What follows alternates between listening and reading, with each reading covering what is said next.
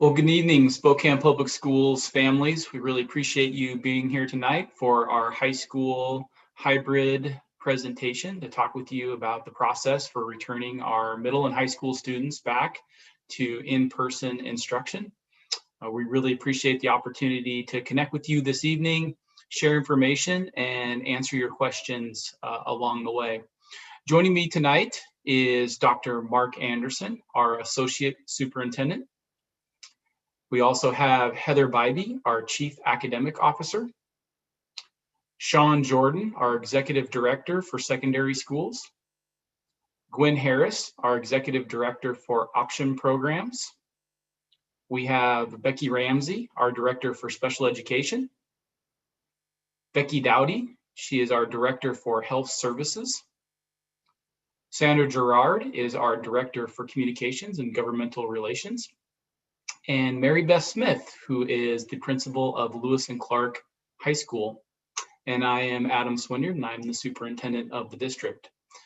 So this evening we have a short presentation that we'd like to go over with you, and our panel of experts will be taking various parts to go in depth. But prior to that, I just want to talk a little bit about where we've been and where we're headed. And we certainly recognize that this has been an extremely challenging situation for our students, for our families, for our staff. And when we were directed to close our schools last March at the beginning of the pandemic, when it was really impacting our community, our teachers pivoted literally overnight to support our students in a fully distance learning environment as we made our way through the remaining of last school year. And as we entered the summer, we started a large group of task force of individuals, over 150 parents, students, staff members, community members, educational experts, to talk about what this year might look like, knowing that there were many unknowns. And that team did in-depth planning on what will our educational model look like if our buildings are closed and we're in a distance learning environment. And what will our buildings and our learning model look like as schools reopen and students are allowed to come back in a hybrid model. And a key piece of that was preparing to determine how we will make those decisions of reopening our buildings. And that involved evaluating how the district has always operated. And Spokane Public Schools has always operated by following the guidance and regulations of our public health officials. And we're a large school district. We have almost 30,000 students, almost 4,000 staff members across 54 schools. And at any given point on a typical school day, we're following literally hundreds of guidelines and regulations to ensure our students, our staff, and our families are safe. And that has always served us well.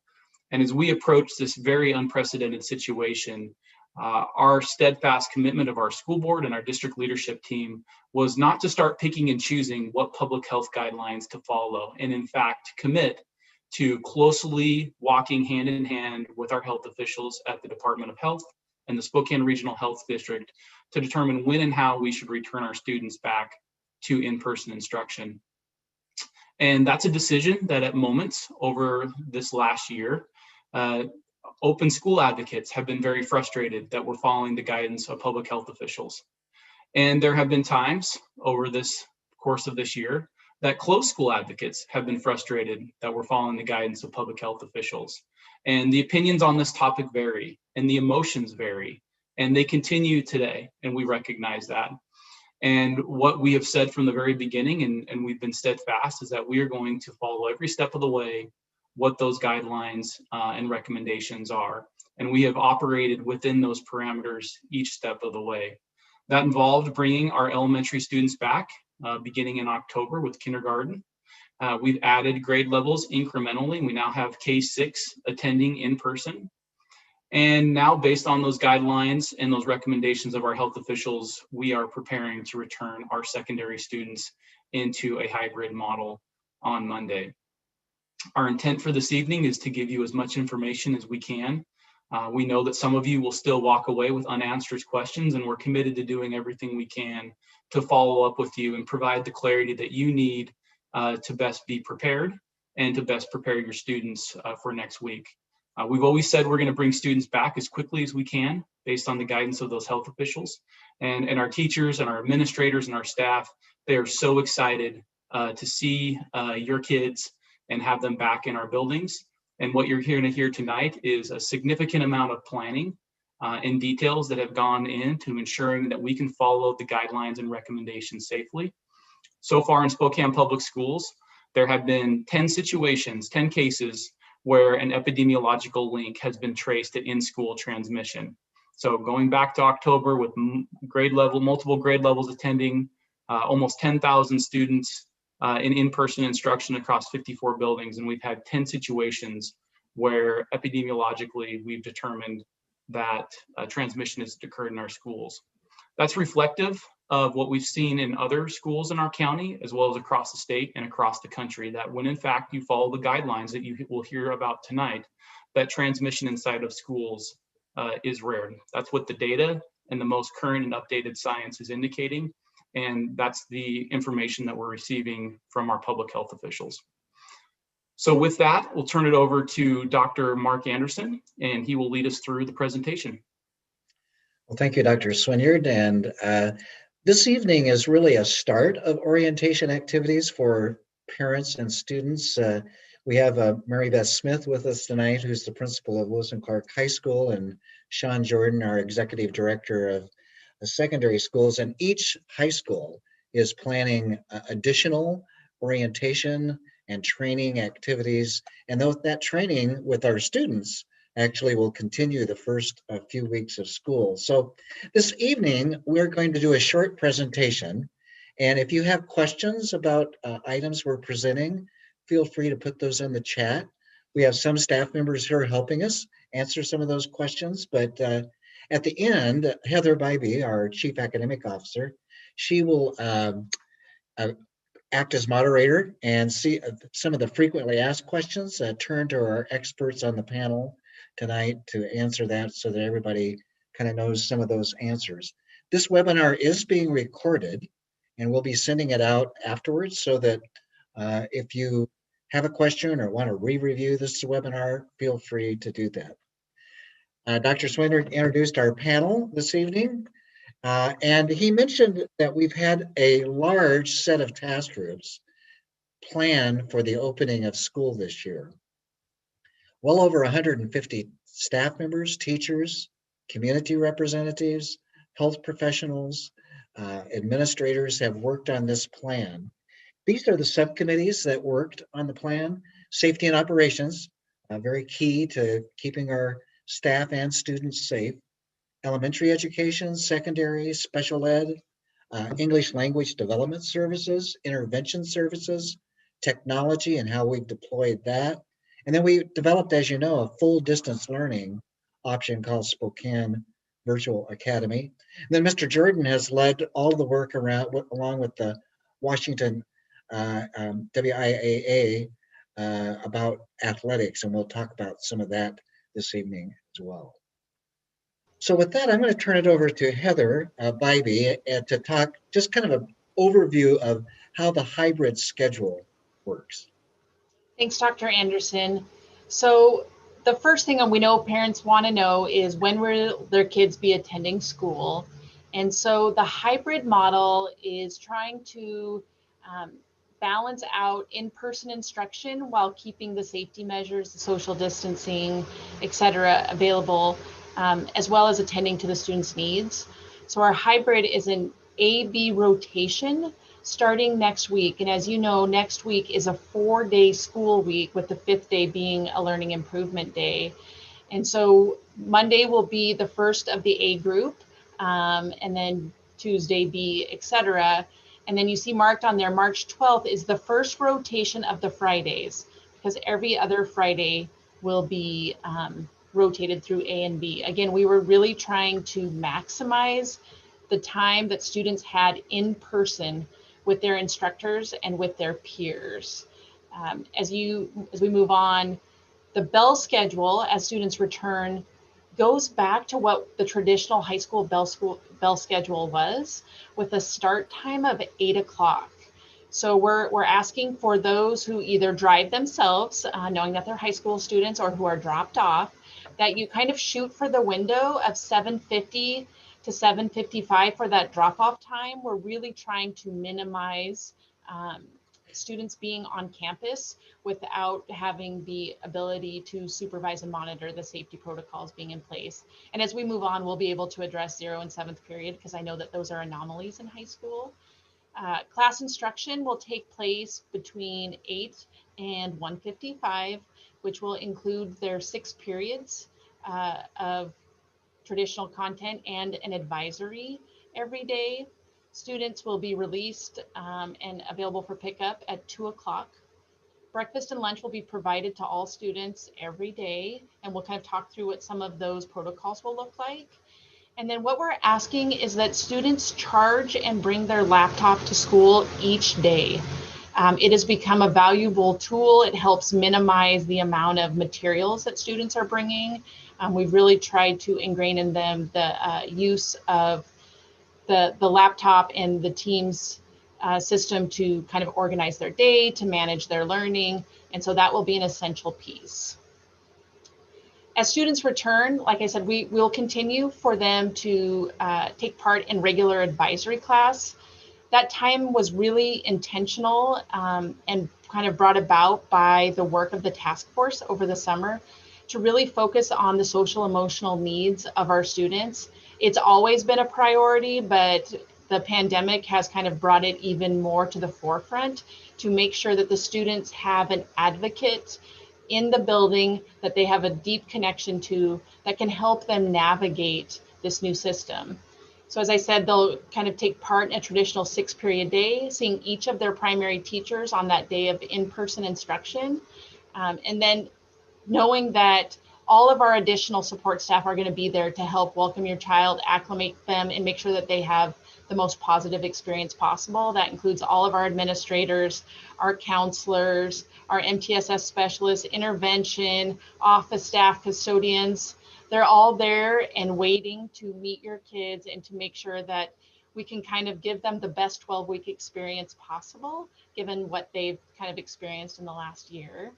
So just an important thing to note is that during the hybrid model, students engaging in their distance learning days, so the way we've asked for instruction to be laid out, and we've partnered with some local experts on educational design, that teachers will really focus on the students in person, giving them the instruction they need and building out the skills and strategies for them to continue that learning on the days that they're at home. But knowing that there can be barriers to that, right, where kids can get hung up on a question or an idea, there's time set aside at the end of every day where kids will fall in and ask their teachers questions, make sure that they're all moving forward so that when they're back in person on the next rotation, they're ready to go and really to maximize that time. Dr. Swineyard, we have our kindergarten through 4th graders, all of them back every day. Why in grades 5 through 12 don't we have students back every day of school? Why are we doing this hybrid model? Yeah, so one of the main aspects that there's no discretion whatsoever is the governor has a proclamation that students must be seated 6 feet apart. So that isn't up to the discretion of any individual school district. If your schools are open, you must have students 6 feet apart. And so as we evaluated that requirement and modeled that out, we went out to every single classroom in the district and outfitted those desks. Dr. Anderson led that effort over the summer. Literally every classroom, we went out and arranged furniture. We took things out, we removed bookcases. And what we found is that we can't fit 28, 30 kids in a classroom and maintain the 6 feet of social distancing. And so if you can't fit 28 or 30 kids in a secondary classroom, that means either one, you need more classrooms, which we don't have because of the size of our district. Exponentially, the number we would need is insurmountable, or you need to have students attending half the group at a time. And that's what you're seeing from many other school districts across the country because of that 6 foot distancing requirement. We're in the same situation at elementary. We had enough elementary classrooms to fit approximately 20 students in a class at K4, so they're able to attend every day. But again, there was not enough classrooms to lower class sizes to the level that we needed to have 5, 6 be able to meet that 6 foot distancing requirement. So that's the purpose of the hybrid model. We spent a lot of time talking this summer And throughout the course of this year, listening to other school districts, working with educational experts. And one of the main first impressions that people have about hybrid is that it seems to make the most sense for students to have the camera on while they're at home so they can listen live while the teacher's providing instruction. And that's usually the kind of the first just response that people have. And as we talk to educational experts and as we talk to other school districts, what we found is that model is actually not very effective. And in fact, the students at home become passive observers, like watching TV, and it becomes passive learning, not active learning. We also heard from other school districts and educational experts that when teachers are trying to manage students in person, at the same time manage kids online, they spend so much of their time trying to go back and forth and in between and navigate those two environments that actually less content is covered and less learning happens. And so we thought through that really, really carefully. The state of Texas is a good example. At the beginning of the pandemic, they started out with a model where teachers are providing in-person instruction to half the class. The other class is, part of the class is at home, beaming in live. And because of the challenges, because of the lack of progress, because of how cumbersome it was to navigate and inefficient, the entire state pivoted away. And there's many examples throughout the country of that. There is no perfect model. The best model is to have all the kids attend at the exact same time and to do school the typical way that we have in the past. That's not an option. Either approach has pros and cons.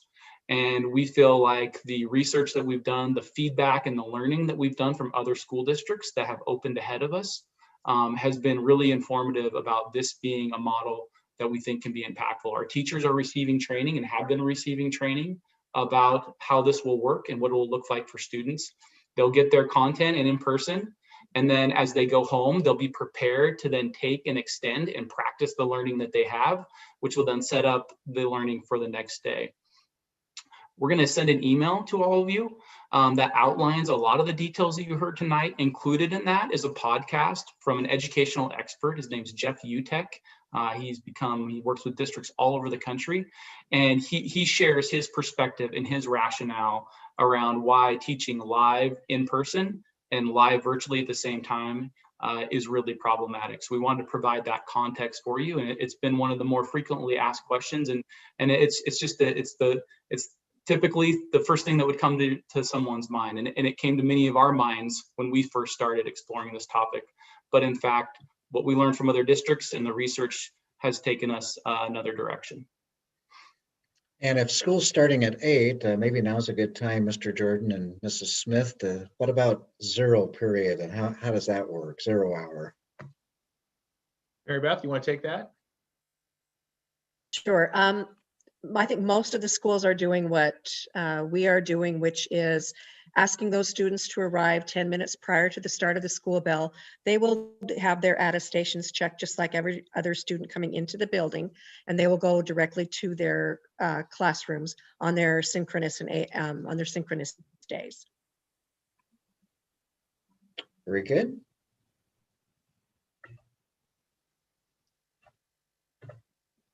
So probably the highest priority that we have in bringing our students back for in-person learning during the pandemic is the health and safety of our students and our staff. And Becky Dowdy, who's our Director of Health Services, has been leading her nursing team, along with being our key link to the health department on all of the protocols that we should be following related to COVID and so forth. So let's first start with having everybody come to school healthy so that we don't spread any germs and diseases. And so Becky, talk about health check, and then we'll talk about the app to use. So like you said, it's our priority, particularly this year, to make sure that our staff and students are coming to our buildings healthy and not unwell. I know that everybody has gone to work or to school when they weren't feeling good. Unfortunately, that is not the time we live in, and we are really taking care to make sure that that folks don't come to our building sick. And so we're looking for all of the hallmark symptoms of COVID. And as we all know, that is an extensive list at this point in time. And we simply cannot just say that it's just a cold anymore. And so we're looking for any cough, fever, shortness of breath, obviously loss of taste and smell, the hallmark symptoms of COVID, stomach issues. Any of these symptoms can be associated with COVID. And so we want to make sure that we know if a student is sick, and we know that we have to check for that before they come to our buildings. And so this summer, our tech team did a really great job at coming up with an app that we can use to partner with parents so that they can do some of this checking at home before their students come to school. We just want to avoid having to line all of the kids up at the door and check them there. And so this is a chance for us to partner with parents to make sure that kids are healthy before they come to school. So this health check app and instructions we'll be sending to you after our webinar tonight. It's pretty simple to use. You can download it on your smartphone. You can have it on your desktop at home. And it asks some of those few simple questions about the symptoms, signs of COVID. You click the items for your student or students. You can have multiple students on this app. And then you hit go, and it comes to our office. It is actually then downloaded in our software so that it is available. And Mr. Jordan is going to talk about badges here in a bit, but it's downloaded on student ID badges. It's also available for you to have on your student. If your student has a smartphone, they can have it on their smartphone. Then we're asking as students arrive at school, and I'll ask Mr. Jordan to go into a little bit more detail and Mary Beth Smith, but we're asking students to, as they're coming to school, they're going to be assigned a certain door every day that they come to show the verification that the health check has been done. So Mr. Jordan, I know it's different at different schools due to their layout, but in general, how will families and students find out which door they're supposed to go to, and how will it work coming in? Yeah, and this has been work that the high school principals have been doing weekly for since we were projecting a March 1st return date. And each high school will be communicating this out to parents and families and students, a map of the campus. And most of the high schools are using an entry by grade level. So students will receive communication so that they know where at their school they're assigned to enter. And again, a map will be sent out to help communicate that. And many of the schools are going to create 2 lines at each of those entrances. One is for those students who have the health check confirmed on a smartphone, and they get a green check, and they just show that to indicate that they have completed it. Where others will use their ID badge, and we have scanners that will then give us that same information that the student confirms the student has completed it. And then we know that on any given day, a student may have forgotten, family may have forgotten to complete the health check. There is a plan for each of the schools for those students to go to work with staff to complete the health check so that they as well can get into their first class of the day. We're asking the students as they arrive to have their masks on, and as they are lining up at their entry to maintain that 6-foot spacing. We've partnered with some of the area districts around us who have already been in person, and we have discussed this process with them. We've learned a lot from them, and there's definitely a learning process the first week or 2 as students are getting used to this process. But what we've learned from our neighboring school districts is once that process is learned, it takes about 10 minutes to get the high school lines in through each of those entrances. And am I correct that we're wanting parents, families to complete that health check from home about 30 minutes before the start, at least 30 minutes before the start of school, or 30 minutes before getting on the school bus as well? That is correct. Very good. So more, I take it, Mary Beth, then for LC, families, you're going to be sending home a map and instructions on how to do this and what door a student is assigned, et cetera. I think most of the schools, we have already done that, and I believe the other schools have as well. And it's come out in multiple forms. We appreciate that, like our freshmen haven't even been on campus really ever. So this is very new to them. So during our student orientations that are scheduled for our new and ninth grade students in the next few days, we've had videos produced and advisory. We've run through it there. We've sent bright arrow messages home, and our audio phone calls home. And like I said, a giant map with directions on it to all of our families went out last Friday. So Mr. Jordan, how do I get my ID badge? I don't have one. Yeah, that's going to vary from school to school. They all have a plan for getting the student the ID badge. There are some that might be mailing the ID badge to students prior to that first day. Some have a plan to be able to deliver them to the students as they're in the line on that first day. So it's going to vary from school to school, but they'll have a plan to be able to get that. And the students, if the student already has an ID badge from a previous year, that can work, but they'll have a temporary badge for every student and a plan for getting it to them prior to their entry on that first day. And back to our goal, and Becky, we really don't want students coming to school sick, and we want to verify that students are feeling okay to come to school. And so this is a kind of a big logistical feat, but an important one, because the health and safety of our students and staff are probably the most critical thing. So we do have a school meal program that we'll be offering, and the federal government has helped us out and all families across the U.S. The breakfast and lunch program is free for all students through June 30th. And so go to our school website and you can see the meals each day. It's going to be simpler than it was back when we were doing full service scratch cooking at our schools. The meals will be served as a unit. So as students come in the morning, each school will be communicating this, but there'll be a grab and go breakfast spot.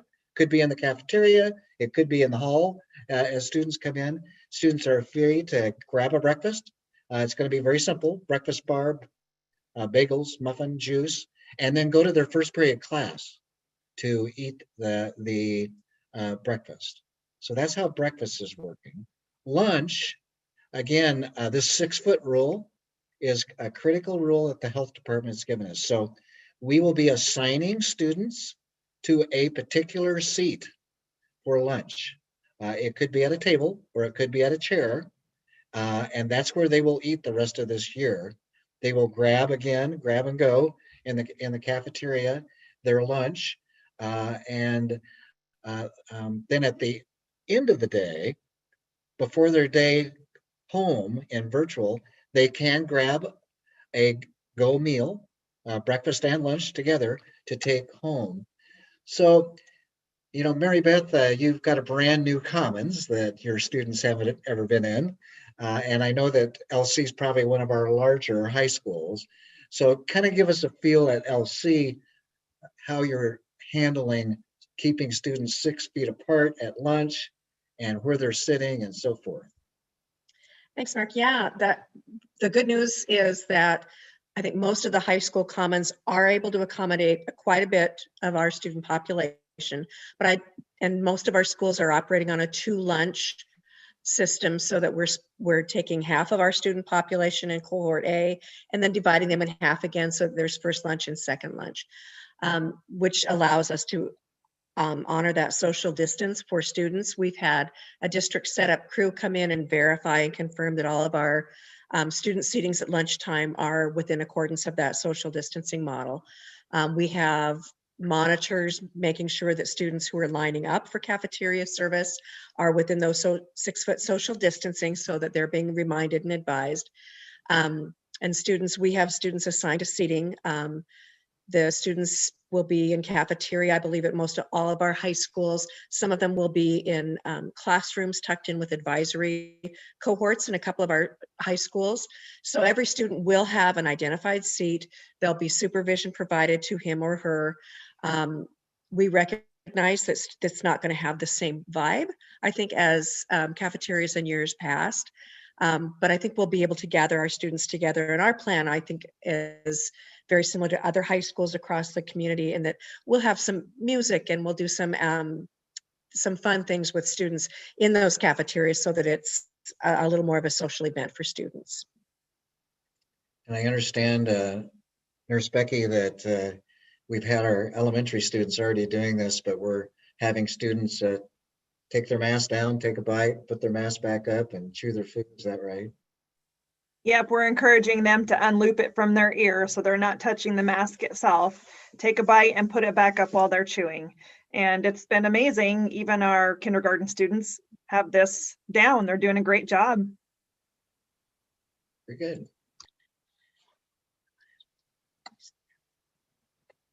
Transportation. We are providing transportation. The routes and stop times for high school will be published on Friday. So if you are, your student rides a bus, check on Friday, I think at 4 o'clock, they will be published. If you're not registered yet, do go onto our school district website on transportation and get your student registered. Students are required to do the health check before boarding the bus. Wear their face covering, both on the bus and at the bus stop. Buses are being thoroughly cleaned between each run by our contractor, Durham. We are keeping windows down. This is a health department guidance to keep fresh air flowing in the buses. So this winter, make sure your students wear a coat. So transportation is, we have had some issues recently. You may have seen a story about some of our drivers have been quarantined due to COVID. Dr. Swinyard, any updates on that? I know that we've had a few delayed routes because of that. Yeah, so we've been facing similar challenges to other school districts across the state and country, as they've had drivers that have been positive or have been quarantined due to exposure. And some of you may or may not know that the school district has an outside contractor to provide the transportation services. So Spokane Public Schools contracts with Durham Incorporated. It's a national organization that runs our bus fleet. And we did learn from Durham that they do have a number of employees that have either tested positive for COVID or are being quarantined currently due to exposure. What we have heard from Durham Incorporated is that these cases are not work related.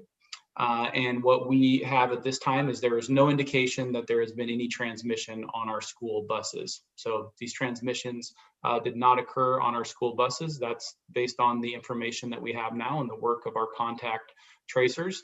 And what we've heard from Durham Incorporated is that these are non-work related exposures. We're continuing to follow up. We investigate every situation thoroughly. We're not done investigating this particular situation. Becky works very closely with a team of nurses in the Spokane Regional Health District to make sure that we've identified an epidemiological link to every confirmed positive case in our school. It's important to note that these are staff members. They are not entirely bus drivers. And so that's another factor that we want to make sure is clear, because we know that the media has reported some information relative to that. As we get updates, we'll continue to provide those. I think it's important to reference that since October, we've had 10 cases where epidemiologically we have confirmed transmission has happened inside of our school buildings. Of all of our confirmed cases, so all the confirmed cases we've had, and we count a confirmed case anytime that someone steps in our school, even if it's for 5 minutes or on a bus, for 5 minutes or for the entire school day. If somebody that has tested positive for COVID comes inside of our school or one of our buses, we count that in our data as a confirmed positive case, and we post that on our district website, and we've done that every step of the way. As soon as we know about a confirmed positive case, we have a team of contact tracers. They work 24 hours a day, 7 days a week, and they work to identify an epidemiological link where transmission has occurred.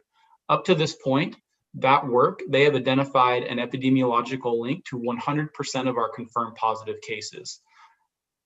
Based on that information, we're reporting that 10 transmissions have occurred inside of our school buildings, which is extremely low and reflects that when you follow these safety precautions, that transmission is in fact quite rare when you follow these safety measures.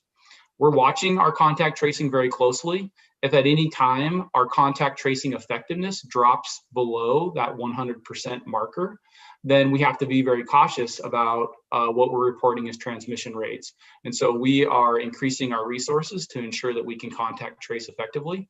It aids that process when we see the county case counts continue to go down, as they have over the last couple of weeks. As the case counts go down in the county, that means less people experience transmission in their personal lives, which then mitigates the extent to which a confirmed positive case might come inside of our school. So the contact tracing continues. We'll keep our families updated. As has been shared, if there is a confirmed positive case in your school, you will be communicated with. You'll get a letter from our communications department to make sure that you've been notified that that has occurred, and it will indicate whether or not it's being classified as an outbreak. Thank you, Dr. Swinyard, for that information. Well, health and safety is the most important piece of what we're doing first, and then educating second. And we have several safety areas that we would like to go over, and Becky will review quite a few of these. And let's start with probably the thing that's been talked about the most across the nation since the beginning of the pandemic is face coverings. And Becky, tell us what students should be wearing and all the information about face coverings. Yes, so masks, something that all of us have talked about at length this year. So we're really looking for students to wear a cloth face mask to school, similar to what you see when you're out and about in public and what you're likely also using. They can also use disposable surgical masks. That is definitely an option for them. And we do have masks available for students if they forget theirs and they were to show up without a mask. We do have a supply of those disposable surgical masks. So what about students who parents may say they can't wear a face mask due to health reasons or something? What should they do? So they would need to talk to their provider about that. And the reason for that is because we have to have a note from a provider that very clearly states why the student cannot wear a mask. And I vet each one of those letters, and if necessary, have a conversation with the providers. I will say it has been pretty rare. And the students who do have those mask exemptions, there is a very specific medical reason for it. It's not just because the student doesn't want to wear a mask. So that's something that we treat very seriously. And again, I go over each and every one of those mask exemption notes. Can a student wear a gaiter as a face mask? So yes, and I do know that has been a bit of a shifting piece of guidance from CDC and our local health department, but the CDC did say that gaiters are okay as long as they are 2 layers of fabric, and our local health department did support that guidance, and so yes, that is a possibility. How about a face shield? So students can wear a face shield in place of a mask. However, the shield has to have the draping at the bottom. And again, so far, I don't think we're seeing a lot of those, but it is an option for students. Now, I understand the teachers can wear a face shield, and where can they wear it and why? So the teachers, the instructional staff can wear a face shield when they are at the front of the classroom providing instruction. And so that is so that the students can see their facial expressions and see their mouth when they're speaking at the front of the class. That is, of course, outside of that 6 feet of distance from the students. And as soon as they move away from that instructional space, they have to put their masks back on. So they kind of pull up their mask underneath their face shield as they're walking around the class? Yep, they can wear the face shield the entire time or just when they're at the front of the class. Okay. And then Mr. Jordan and Mrs. Smith, what about the students that, oops, they don't wear their face mask or they pull it down? Or Well, one of the things we always try to do in all of our schools is set our students up to be successful. And so there's lots of training, as we've shared, that will be taking place with all of our students and families to know what's expected. The safety protocols are very, very important in keeping all of our school community safe. And so we'll be reviewing those expectations with students. That'll be ongoing. during our time back in person. And when a student's not meeting that expectation, we always try to resolve that at the lowest level by starting with a reminder. And our administration is partnering with our staff, kind of just talking about what that protocol should look like. When there is still a challenge with having that expectation being met, our teaching staff always partners with our administration. And again, we are always seeking to understand a particular behavior with a student. And when necessary, we'll partner with the families as well to hopefully help that student meet the expectation. Mark, and I would also share a little bit of good news. I think that, as Sean said, most of us as principals have been on site, on campus around our region, checking with other schools that are already doing this work.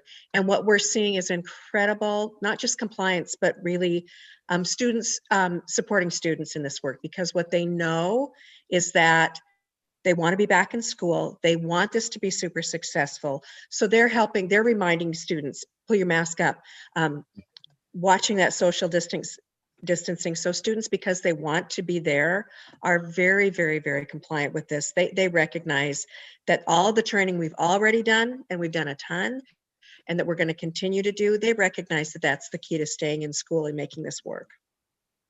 And Becky, just as a reminder, I should have asked this at first. Why face mask? What's the medical reason behind it, or the health reason? Well, it's just to keep the droplets that come out of our mouth and our nose when we talk and cough and sneeze. It's really just to keep it from being spread out into the air so that other people get it inside their mouths and noses. Gotcha.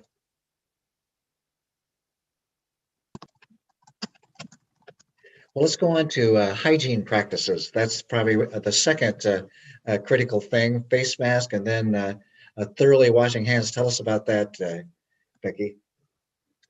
Well, we really want all of our kids to be good hand washers, right? In a perfect world. And so this year in particular, we really are encouraging a lot of hand washing and hand hygiene. And so we have stations set up with hand sanitizer. Students will be encouraged to wash their hands at the start of the day, before they eat, after they eat, before the end of the day. And again, we do have hand sanitizer available for students this year, and that's in the event that they can't access hand washing, they can at least use the hand sanitizer. And all of our common areas in our buildings have, they've always been cleaned really well by our custodial staff. And of course, that is even more enhanced this year. And all of those high touch surfaces and areas are being thoroughly cleaned by our custodial staff every single day. We really want to make sure that all of those surfaces our kids are touching are very, very clean.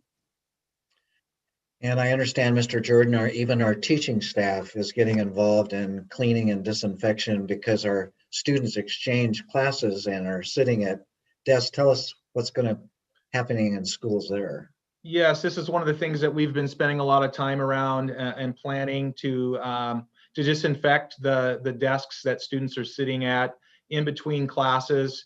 Some school classrooms are set up with red dots and blue dots, and so the class periods will be able to alternate sitting in those desks. But others that might not have been they weren't able to do that and set those up. And so teachers will be disinfecting the desks in between class periods. We've developed one of the protocols that is a spray and no wipe protocol, a fine mist spray on the desk, and then it'll dry within 5 minutes in between the class periods. And that will, again, that'll become a new normal for us as we come back to make sure that is happening. Very good. Then staying 6 feet apart is one of the other big health department rules, and both when students are in line, going in class, as Dr. Swinyer said, 6 feet apart while they're sitting, as well as at lunch, those types of things. Mr. Jordan, it's probably, though, impossible to keep students 6 feet apart in hallways. How's that going to work? Yeah, and the passing periods, even with some of bringing back half of the students on any given day, some of the buildings, just in the way that they're their facility is set up, it would be difficult for even half the students in the hallways to maintain that 6-foot spacing, which is one of the reasons why the protocol during the transition from one class to the next will require making sure students keep that mask on, and that we want students to move very quickly from class to class. We're not using lockers. That's one of the reasons, is we don't want students to stop in any location. We want them to keep moving. And again, because that time period that they're in the halls is going to be 4 minutes, that's all to mitigate any kind of transmission situation. And And I that think reminds me. one Go more ahead. thing too, just on that same topic, Mark, I apologize for interrupting. Our hallways are going to be unidirectional, one directional, so there's very little traffic with two-way. For the most part, our hallways have all been designated as one directional, and our stairways as well. So that kind of precludes kids from walking into one another's space. And we've been all working on that in all of our high schools and middle schools in that same regard. And Mary Beth, Sean just said something that reminded me. He said, no lockers. Tell us a little bit more. How do students, are they supposed to bring a backpack every day with their laptop? Or? Yeah, yes, they are, Mark. There's not really a good way for us to monitor and be able to ensure that we're honoring those safety protocols by having the lockers in use. They're just so compacted. So we all checked with our partners at health department, and were advised that that's not good protocol. So our students will be carrying backpacks. All of the high schools and all the middle schools have sent out information about, hey, what goes in that backpack every day?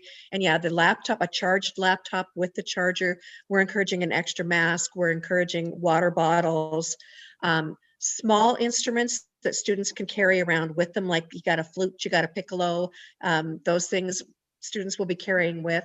I think every school has a plan for ensuring that kids who are cellists and kids who are carrying around larger instruments or sporting equipment have a place to kind of drop that off, so that they're not hauling around all those great big bags. Then I understand there's that our music staff and our performing arts staff and science staff, they've got real specific protocols they'll be going over with students on how all of that will work for music, choir, et cetera. Is that true?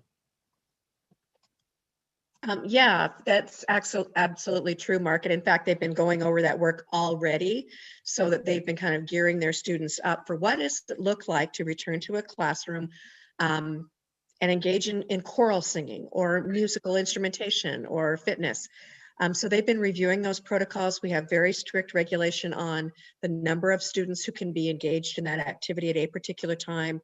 What does the clearing between classes need to be, so that you can ensure that there's air circulation between one period to the next? How long can they sustain an activity? What mitigating extra PPE may they need? For example, some of our horn players have special muffles at the end that preclude any kind of transmission of aerosol. So those protocols have all been reviewed with our staff already, and our staff has in turn started to review those with students. I don't think there's going to be very many kids who come in surprised at what the new situation looks like. Thank you. So what if there's a student has signs of COVID, Becky? What will we do? Well, even in a normal year, if a student gets sick while they're at school, we're going to send them home, right? So this year, same thing. If a student is noticed to be sick, or they say that they're sick when they're at school, they're going to go to the health room and they're going to be assessed by the nurse. And the student will wait in the student waiting room until a parent can come and pick them up. And of course, we're going to recommend the parent get the student tested. We are doing voluntary testing, COVID testing at some of our buildings. And so that's something that a parent can register their student for, is if they would like to have them tested. And this question was asked in the chat, and so I'm glad I'm going to get to answer this. How does your student come back to school after they've been sick? And this includes if they've stayed home sick and you've called them in sick. So there are three things, or one of three things is what we need to have happen. So we either need a note from a provider saying that the student does not have COVID, or we need a negative COVID test. And that is assuming that there was no known COVID exposure. So they just have some sniffles, no known exposure. They can get tested. That negative test will allow them to come back to school. If you choose not to have your student tested and they have stayed home or been sent home sick, you will need to keep them out for 10 days from the start of their symptoms. And this is all based on health department guidance. And we're just making sure that we're doing everything we can to keep transmission from happening in our schools. One thing I wanted to mention was we are providing contact tracing, and at the secondary level, that is going to be very complex in terms of the data that we are capturing when we're contact tracing. And our spreadsheet has all of the data points that we need to track every single possible transmission or exposure in the building if we have a positive case. We break it down by AB days. And of course, we notify based on that as well. We'll notify families who are in attendance in that particular day, A or B. We break it down by their class period, where they sat at lunch. This is where the seating charts are really important that all of our teachers will have. We will really drill down into every single place that kid has been in the building so that we can communicate with families effectively. That does remind me, Mrs. Smith, all of your staff will have seating charts, I guess, for every class period, lunch seating charts, and that's so that we know if a student got sick, what students were sitting around them, or? Yes, absolutely. And in fact, the district's done a really nice job for us in turning that into a pretty user-friendly tech piece. So all of our teachers in the last couple days have been building seating charts. Things can be a little fluid. We know that we're trying to continue to balance all of our sections and make sure that our kids are where they're supposed to be. But our teachers have really nice electronic seating charts. So that makes our work way easier when we have contact tracers asking for that information. It's super easy to ship it out to them and make it available. Then Becky, you mentioned that the school district can do COVID testing. What sites are we doing that at? I'm glad you asked that because I was just answering a question in the chat about this. So we're currently offering testing at Chase, Shadle, Linwood, and Grant. We're probably going to shift some locations as our secondary or times as our secondary students come back because we don't want to be, it's curbside testing and we don't want to be, of course, doing that when students are being dropped off for school. But parents can go onto our website. We have links on the website. So if you're staff, student, or family member, you can register for a test and you just show up at one of those locations during the open hours and we do a really quick test and it's about 48 hours for our results. Very good. So Sandra Gerard is with us this evening, our communications director. And I know, Sandra, after tonight, your team is going to be sending out lots of training information. Tell us about that. Yes, so we're going to make it easy for families. After this webinar is over, we will be sending out an email with all these links and all the great information all of our experts have been providing tonight. The photo that you see there is a video that our communications department, Allie and Ryan, put together. It's called A Return to In-Person Learning, Health Guidelines for Secondary Students. And it's a really great video to watch with your students. So we recommend that students and parents watch this together. And it'll go over face coverings, health check for students, hand washing, physical distancing, and returning to school. So it's about 2 minutes and 45 seconds. So definitely take a look and be informed. Thank you. Is that going out to families tomorrow? I believe it is. Yes, tomorrow, Wednesday night. Very good. Mm-hmm. And then, Mr. Jordan, I'm a freshman. I've never stepped into my high school yet, or I am moved to the area, and I'm a 10th grader, but never been to, North Central High School. How do I get oriented? So all of the schools have been doing planning, and they are doing transition days, orientation days. Many of them are doing them in the next couple days, tomorrow and Thursday, and Mary Beth can speak a little bit more to that. They've also been making, each of the schools have been making videos as well. The 3 school leaders from each of our large high schools came together and they produced a short video. All of these to be additional videos to help give students kind of a picture of what it's going to be like coming back. So lots of opportunities for learning and seeing before they come. And Mary Beth, you want to speak a little bit more about the transition activities that most high schools have planned for the next couple days for students? Thanks, Sean. Yeah, we have sent out material to all of our ninth graders and all of our new students, and all of the high schools have done this because, like I said, we recognize that they've never even set foot in the building, so they don't necessarily know where those classes are located. So, what is F104? What is 327, and where can they find it? So during their orientation, they will come into the school in very small cohorts. Every school has arranged to make sure that these cohorts are within SRHD guidelines. Students will do a quick tour of the building. They'll be able to identify where their classes are. Our teachers will all be in their classrooms and able to meet students and wave hello and put a name and a face together. They will end in our school gymnasium where they will have a couple brief spirit activities before they exit. These are short. Our orientations are normally about 2.5 hours long. And these are much briefer because of all of the regulations that we're working with. But I think our intent is that we love your kids and we just really want to get them into the building and ease as many fears or anxieties as we can to make sure that they're taken care of and they have a sense of, okay, job one, where do I go? So we'll get them there. Very good. And just one last bit of orientation. I understand, Mr. Jordan, sports have already started back.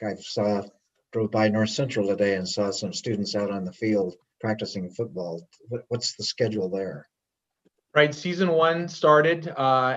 In season one, we spaced the start of the various season one sports out. So volleyball started a few weeks ago. Football is in its second week, and then this week, cross country and girls soccer started. And so those activities are taking place after school. Is it just practice so far? No competitions? Actually, in phase two, which Spokane region moved into a little over a week ago, competitions are allowed, depending on indoor versus outdoor and the type of sport, whether it's rated as a low, moderate, or high risk sport. And volleyball is indoors as a moderate sport and was allowed to start. And so competitions did start last week for volleyball. Football competitions outside are allowed. And so that begins the schedule. The first game is this Saturday for GSL football. And then the cross country and the girls soccer competitions would begin next week. Very good. Well, on the first day of school, parents, we're going to ask you to say your goodbyes to students if you drop them off. Outside of the school, we're trying to limit the number of folks in our schools, and socially distancing and face coverings are required.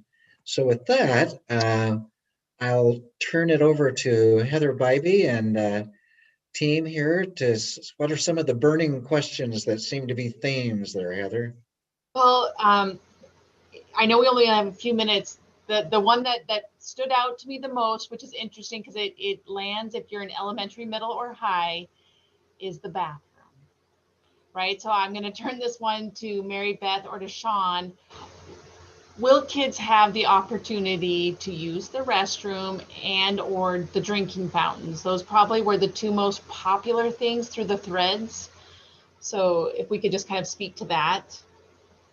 Well, I can Yes. definitely say we're using restrooms this year. We will be asking kids to self-monitor part of that work. We've limited our capacities to one at a time, students going in. There's socially distanced markers outside of that. We recognize that 4-minute passing period is not someone's friend if they need to use the restroom. So we've advised our staff on the procedures to have students leave the classroom and move to a restroom or a drinking fountain. Occupancy rules require that all of our drinking fountains be functional. As a parent myself, I would tell my child, I would prefer that you absolutely carry a water bottle from home. We have water bottle filling stations throughout the building. Students can use their water bottles.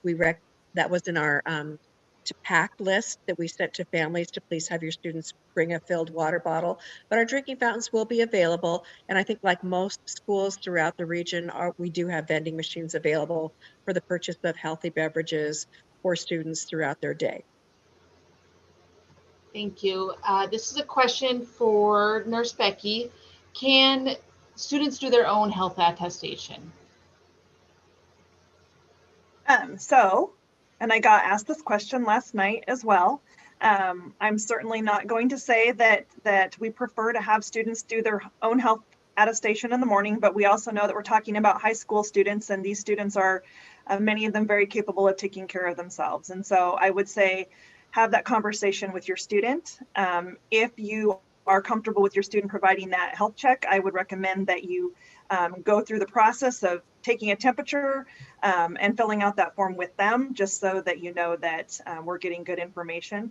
But again, it's, we prefer to have the parent do it, but also know that we're talking about young adults here. Thank you. Sean, so there's questions in the chat around sports, clubs, etc. If there is a gap between when students are released and when their activity transpires, what are we asking them to do? Right. Each school is working through that, and it's all going to depend on the particular sport and whether or not the coach is also a classroom teacher and is in the virtual support block from 2 to 2:30. So there will be a place for students to go. In some cases, there is an out-of-building coach that will be working with those athletes right away. In other cases, those students might be in a space for the 30 minutes where they could be working on homework if that time permits. So it's going to vary from school to school, sport to sport, coach to coach, but all the schools will have a plan for those students during that time. Thank you. Mary Beth, I'm coming back to you. And I know you spoke to it a little. So there's questions in the chat around building community and connection between and amongst students. So was there any thought, like, as we think about lunch or we think about class assignments, where they might have somebody they know, right? Or is it just completely arbitrary how they're kind of doled out? In terms of lunch seating assignments, we'll talk about that, but I'm going to talk about first the kinds of things that we can do. And I think, kind of an asset-based person, let's look at the positives first. Our kids have been doing virtual club activities throughout the school year. That can still occur. So if you are a first lunch student, but your advisor has second lunch, how can I connect? Well, we will still have virtual club activities. A number of our clubs have managed to find ways to take part in club activities within the protocols and guidelines. I'm thinking we've had students doing clothing drives. We had a group doing pet food drives. We've had different groups creating things for Blessings Under the Bridge, for example. So a number of our kids have figured out they really want to be engaged in service. And so they're doing that work. And that's not going to change when we move to hybrid. They'll continue to still be able to do that. We're going to use advisory for a lot of that community building work. The kids are used to one another. That's a really good holding place for how are you doing? And to be quite frank, we met with our staff today, and I know that the advising we gave them was students are going to need to have this treated like their first days back in school.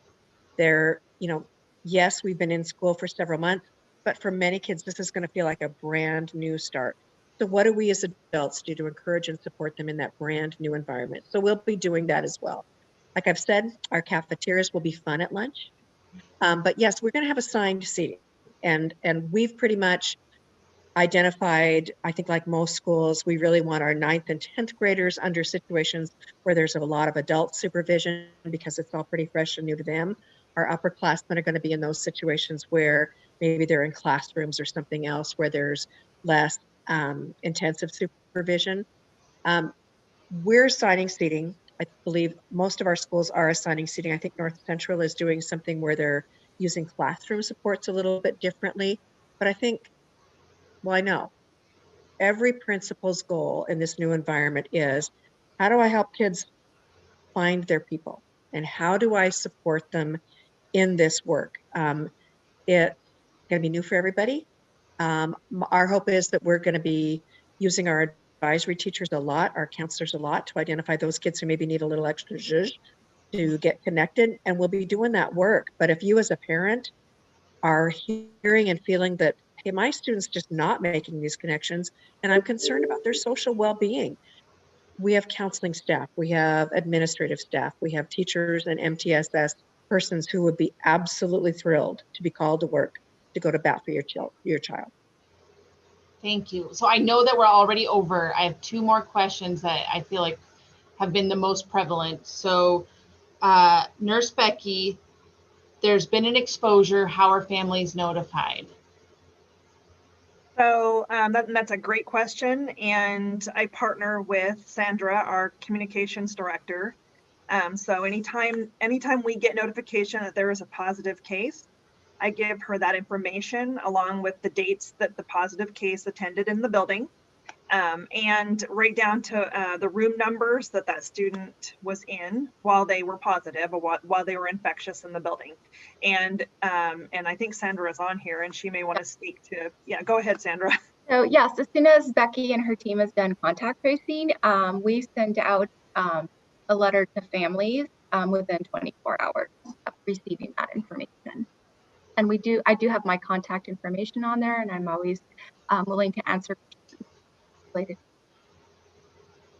Thank you. So I'm looking, we've had a very active Q&A session going with over 200 questions being asked. We've got to 171 of them. But I know what's on everyone's mind, and Adam, I'm gonna turn this to you, is high schoolers are uniquely connected and aware of what's going on around them, what adults are feeling. They're attached through social media, through the news.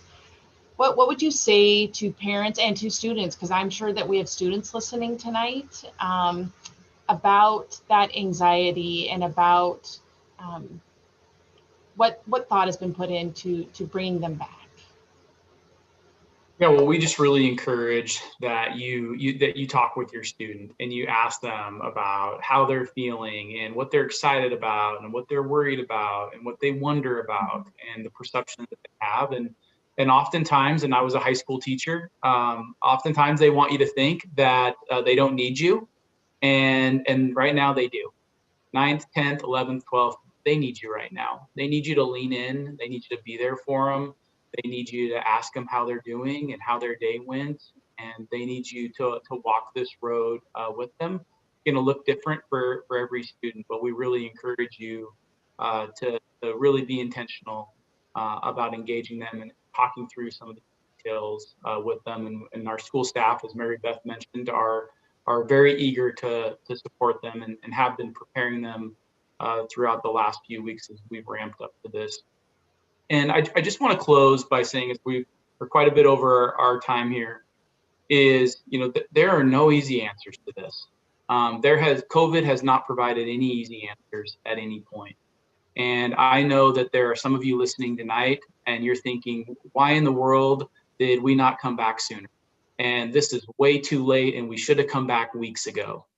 And I know that there are some of you attending tonight that think that we shouldn't be coming back at all and we should be waiting until there's a vaccine or until the end of the school year. And there is divergent opinions and feelings about this topic, and we understand that. Our commitment is, as I mentioned earlier, is we're going to follow the guidance of our public health officials. We did that in August when they said everybody should start in distance learning, and we complied with that, knowing at the time that frustrated some and it pleased others.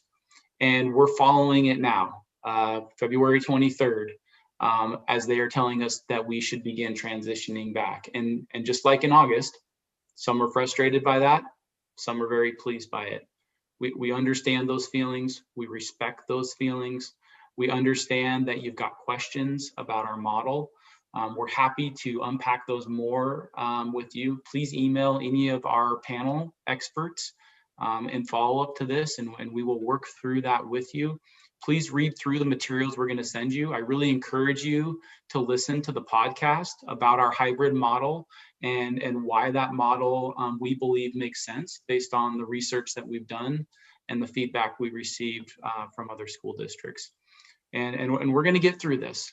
We're going to get back to a typical school day, and hopefully that is very near in the future. We don't have a way to know exactly when that will be, but we are all eager to get back to normal. That's one thing that we can all agree on.